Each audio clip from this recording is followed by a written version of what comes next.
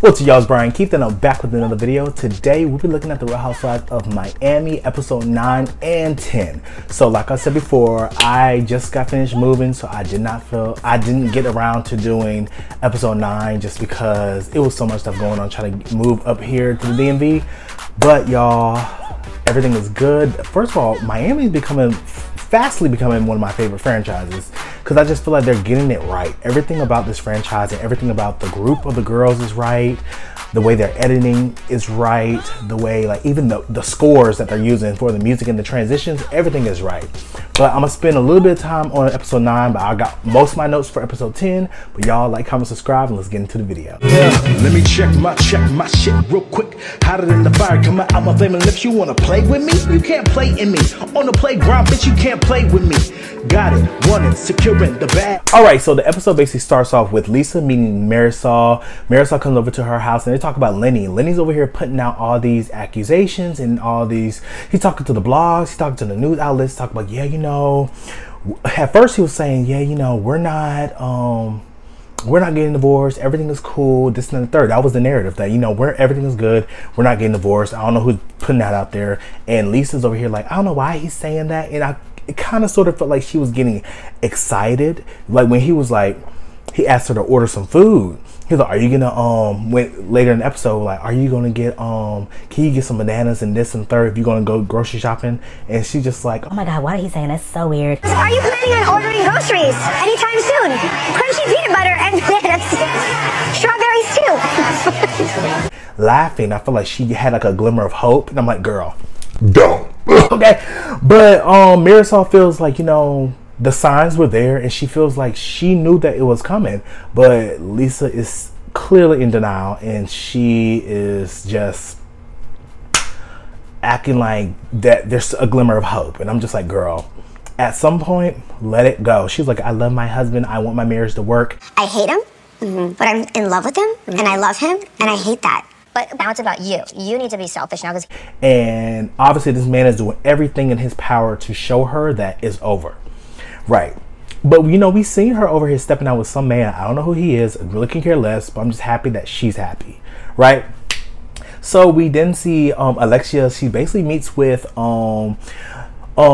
founder of the Rhomiami Foundation. And basically that foundation helps adults with special needs find employment, and it's something that's really close to Alexia's heart because, you know, her son Frankie, he is someone that needs a little bit more of assistance, and she's trying to get to a place where, you know, maybe he can live on his own, maybe he can like actually find love, and those are certain things, because a lot of people think that adults with special needs or adults that have cognitive delays or like disabilities, that they can't do everything that we can do. But that's wrong. Like, there's people with autism that have been on the spectrum, and people think that they can't live lives. Will someday be able to live on his own, maybe, you know, fall in love and have a family, and for his dreams to come true. And I think that's another thing about Housewives. I love the philanthropy aspect of it. So yeah, like, even though Alexia tears my everlasting nerves up, big ups for you, Alexia. So Julia and Martina, they're over here spending like a beautiful night together. Julia cooked dinner. What she's trying to do is recreate the first dinner that they ever had together.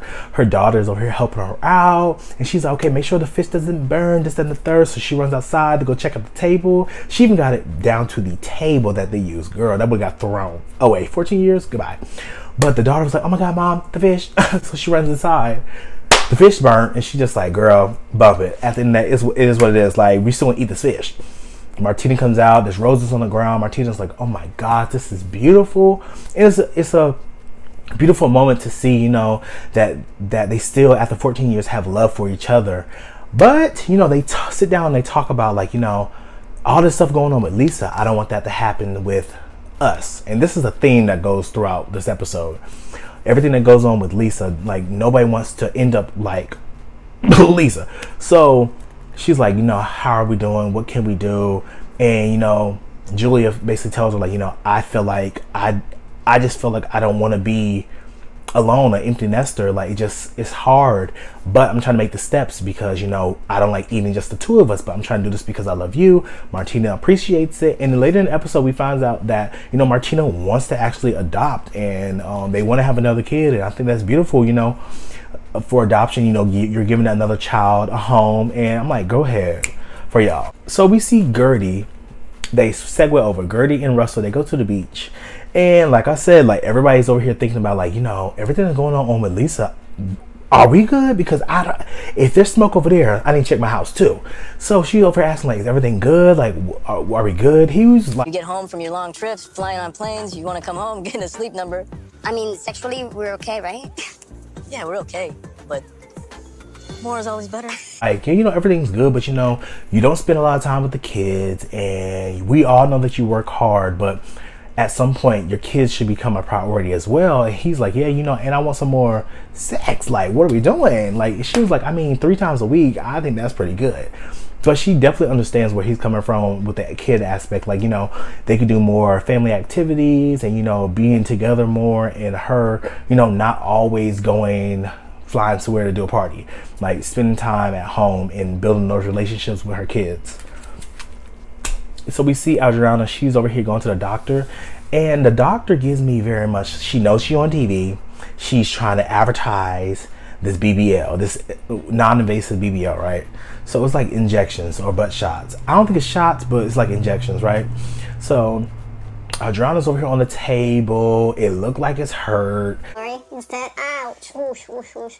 Tell me a funny story, please. Tell me a funny story. Okay, Martina and I are gonna have a baby. Julia's there with her, and Julia don't do needles, so she freaking out just like I am. I'm like, ugh. And she's like pinching the fat, sticking the needles in. And, you know, Adriana acting like everything is cool until that one, she's like, ooh. Yeah, you're trying to get butt like Larsa. It ain't gonna happen. But at the end of the episode, we see the Dumois Foundation. Alexia's hosting. Alexia looks beautiful. And you know, all the girls start rolling in. Even Lisa shows up, surprisingly. So even Lisa shows up, and you know, everybody is like mingling, having a good time. And this is where, you know, Nicole pulls Larsa aside. And this is the first time that they're sitting down talking ever. And she tells Larsa, like, you know, I feel like there's some distance between us, because, you know, you're always bringing up, you know, I married a teacher, and you always, it feel like jabs. So I'm trying to figure out why we're always on these like bad terms. Like, what is it? So Larsa's just like, girl, like at the end of the day, I just feel like, you know, I just feel like there's so much stuff going on. I feel like you judged me off of my past, and you didn't know me. And Nicole was like, I mean, I didn't judge you. I just wanted to get to know you first before I invited you to my home. Larsa's just like, but you don't see how that's offensive? Like, you're over here saying all this stuff about me and saying that's so offensive. She was like, then Larsa drops this bomb out of the sky. You hooked up with every doctor in the hospital. Swear to God. Swear to God. So who are you to judge me? So Nicole's over here sitting like with egg on her face, like, and this is where we lead to episode 10. Larsa basically telling Nicole about the rumor about she slept with every doctor in the hospital. And I'm like, even women? Okay.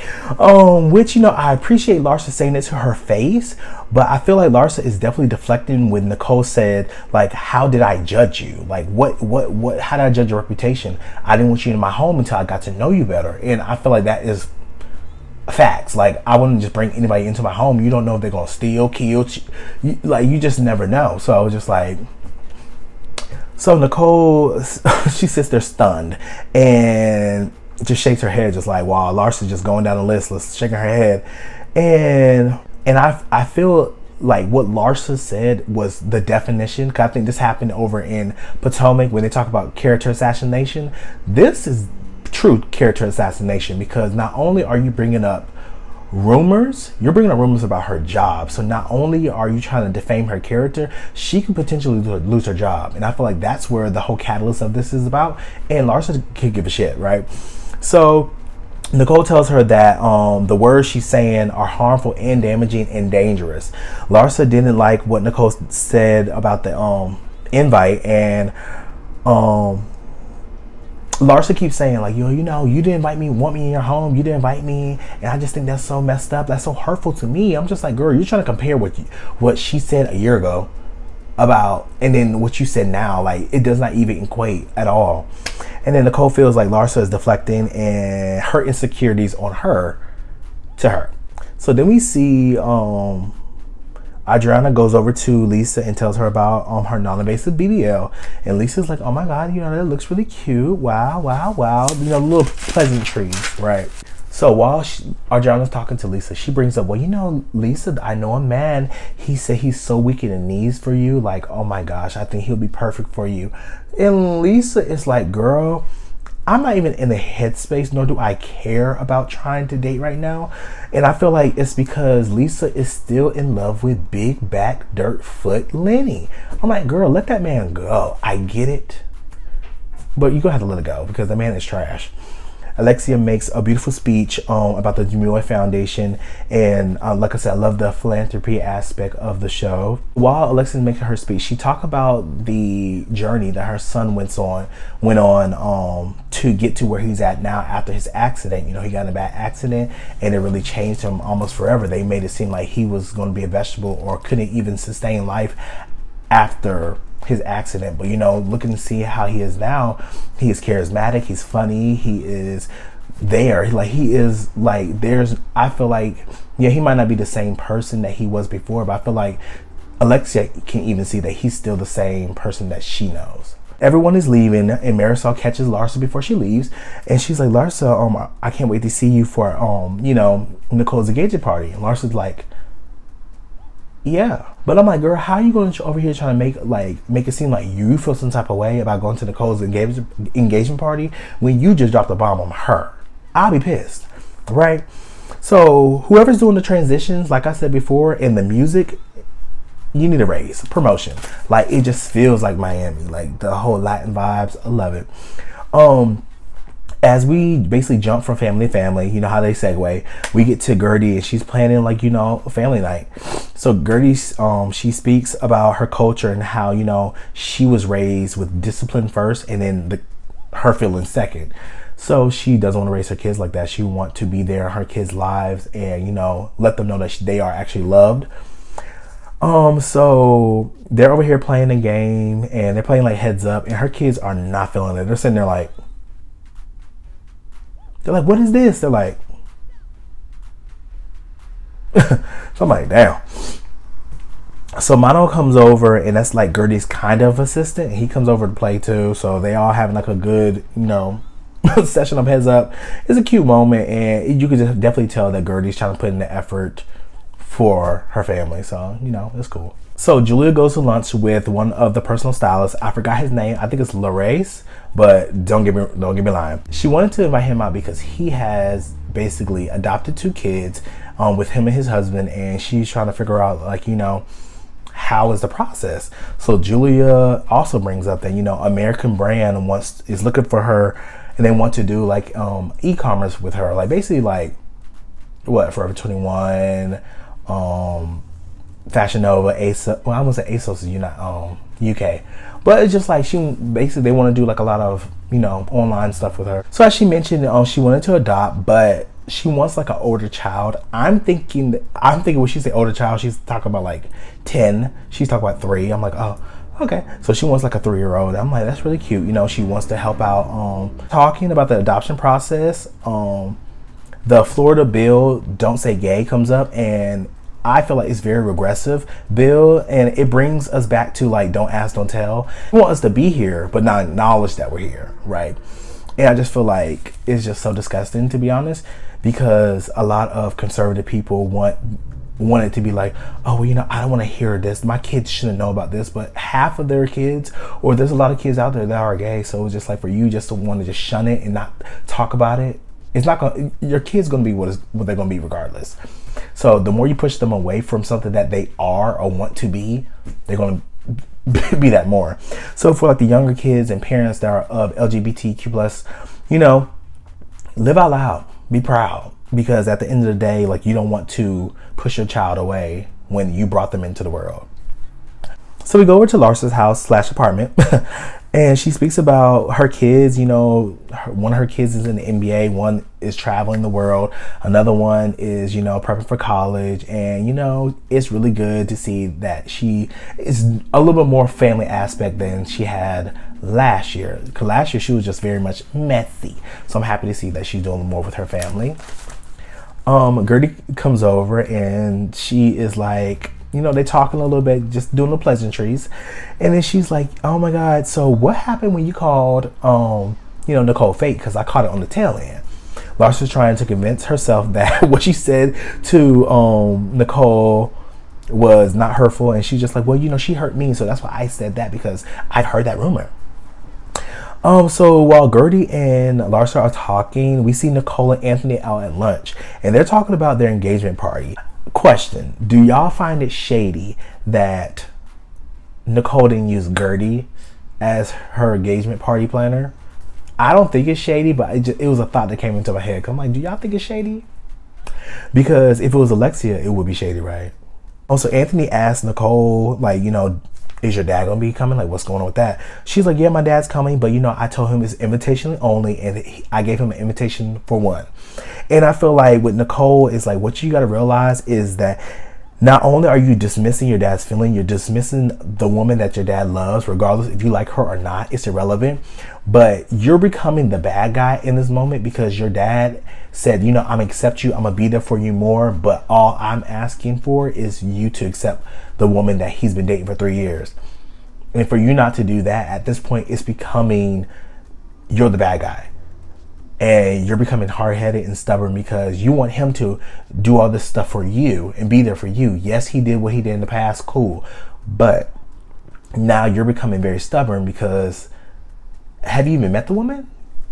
Like, you, if she hadn't met this woman, you don't know who this woman is. She might be younger, she might be whatever. But it's just like, let him bring that woman around, because he's claiming this woman, he loves this woman, quote unquote. So just like, let him do that. But I don't know the semantics and everything about it, but it is what it is.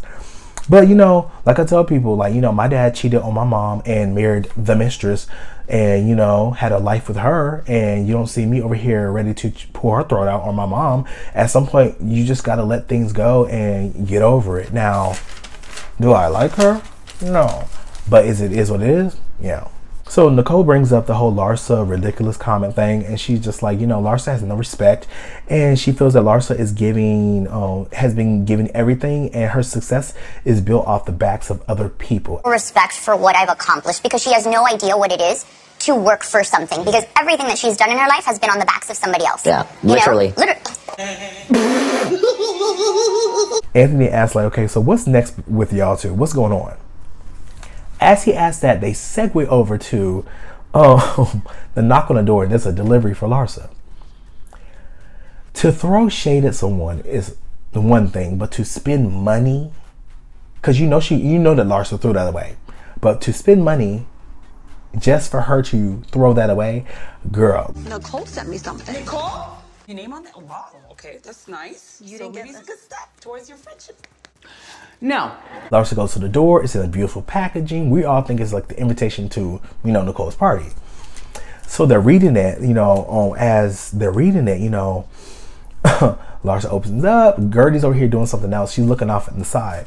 And it reads, mirror, mirror on the wall, who is the fakest of them all? And when they said that, Gertie, neck crack. I'm just like, girl. Oh, Nicole's the money girl.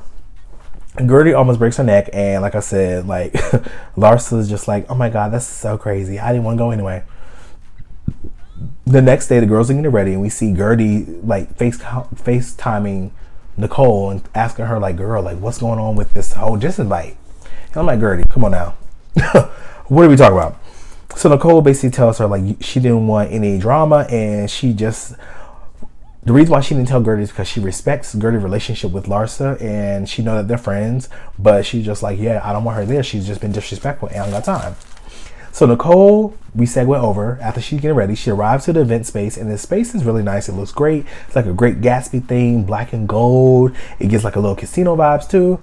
Julia comes in, and she's talking to Nicole about, yeah, you know, we're finally going to adopt this and the third. So they celebrate, and while they're celebrating, Kiki walks in. She's like, hey, what's up? Where the party? Doing all that. And while Kiki walks in, she basically gives Nicole a gift, hug Nicole, and she snubs Julia, pays her dust. I have nothing to say to Julia, but I'm just gonna give her the model look. You flip your hair, you look, and you walk away. And as she should, because Julia disinvited her to her party when, to be honest, Julia, you had nothing to do with that. So I'm with Kiki. Snub her. Adriana arrives with her boyfriend. She's driving to the party with her boyfriend, right? And she basically telling us that, you know, he showed her proof of the decree for his divorce and he's a single man. And she's just like, okay, let's see what the girl's gonna have to say now. So Nicole's dad comes in and he is, I don't know if he's drunk or he is lit. I'm gonna say lit, but you know, it is what it is. And he finds Kiki and you can tell that he's in his element. He's in his vibe. He likes being in the party scene and this is just his world. And he's like feeling all over Kiki. He's like, oh, you're beautiful. Call me Poppy. That's in the third, da da da. My daughter's amazing. Like, you know, he's harmless, but he's not doing anything that's like making anybody feel uncomfortable. Besides Nicole. Gertie Russell shows up and Gertie is gorgeous. I think Gertie was the best dress of the night. Period. And Marisol and Alexia comes in and they come to Nicole's dad and he's like, yeah, Nicole is amazing. But why did Alexia talk about, okay, but what do you think about Anthony? I feel like it was like a Dorothy moment on Potomac when they caught her at the video shoot. I felt like they were trying to dig for some gossip that he gonna get from him, but he was just like, you know, he's a gentleman, he's a scholar, I like the guy, he's a cool guy. So they drop it. And I just thought that was just shady because I feel like they were trying to find something that her dad say to cause drama. But that's just me. So we see Alexia says to Nicole, like, you know, she just needs to just accept her dad. Her dad is a good guy, and you know, instead of looking at all the negatives, just look at all the positive. He's harmless. He's not hurting nobody. And we find out that Marisol and her man basically got married. And it was like a spiritual wedding. They didn't get married. Married is not legally, but spiritually. They're tied together. Tethered. So Nicole has a weird interaction with her dad. He's like, let me tell you a secret. Let me tell you something in your ear. As he's trying to tell her this, she's like, no, I don't got time. Like, at the end of the day, no, we're not about to do this. And you know, I feel like I see why she has question marks around her dad, because he can be a little outlandish, but I feel like she's ashamed of her dad in some way, or she's embarrassed of her dad. And I'm just like, I don't know why that is, but at the end of the day, like, do y'all think that Nicole is embarrassed of her dad? Because it seemed like that. It seemed like when her mom comes in, her mom is very quiet. Her mom is just very demure, just very elegant. You know, she's not doing too much. She drink her wine, call it a day. But her dad seemed like the life of the party. I don't think Nicole likes that too much. So as the girls over here sitting down talking about Larsa, they basically, Gertie tells everybody that Nicole, you know, disinvited Larsa. And Julie's like, bravo, bravo. Nicole shows up. And she's just like, look, everybody asked her why she didn't disinvite Larsa.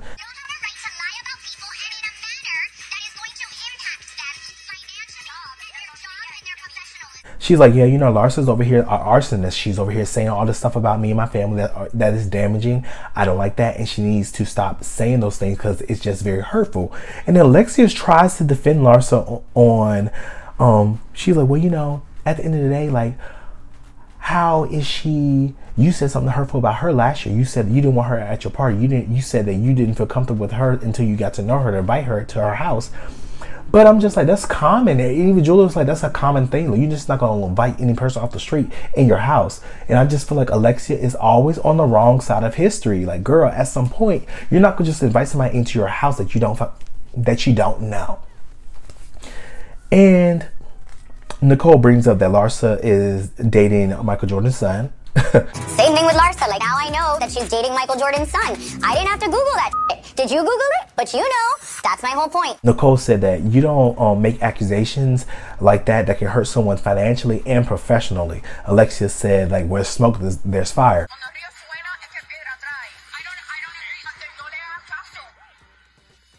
I probably would have slapped Alexia at that point, because you're not about to insinuate that I'm doing something when this is just a ridiculous accusation. And that's why I always feel like when people make random accusations, that stuff can stick no matter if it's true or not. That's what's going on with Chris. Like, you know, they're over here trying to say he's doing something, and out of 10 people, 4 might believe it. That's 4 too many. Gertie feels that, you know, calling Nicole fake was like whatever, but, you know, coming for her professionally and like making those accusations was a no-no. And I'm happy that, like, Gertie feels that way. while Nicole's over here speaking, I thought she's speaking facts, and she's absolutely right. Most jobs has a code of conduct, and you can't just over here say and do whatever. Like at most jobs, assume that you're a good person and have morals, right? So they're going to assume that you're not going to steal, cheat. A few minutes later, kill, rob, etc. But when they find out that you do those things, you're going to get fired. So for her to one be an engaged woman and then quote unquote sleeping around with the whole entire hospital, let's say her boss did hear that. Let's say I was her boss and I heard that. I'm like, that is not a good look. Let me go talk to her because we can't have this look on our hospital. It's just very inappropriate, right? And for Alexia and Marisol to blindly support Larsa, I just feel like I said, they're always on the wrong side of history, and they're trying to make it a point to support Larsa because, like I said, there's a hierarchy in this group, and you can blatantly see it. Like Alexia is going to support Larsa no matter what. She's going to support Marisol no matter what, and they want to have a problem with Nicole and want Nicole to be the bad guy. And that was the episodes, y'all. Let me know what you guys think. Are you on Nicole's side? Or are you with like Larsa, Marisol, and Alexia? Let me know what you guys think. I'll talk to you guys later. Peace.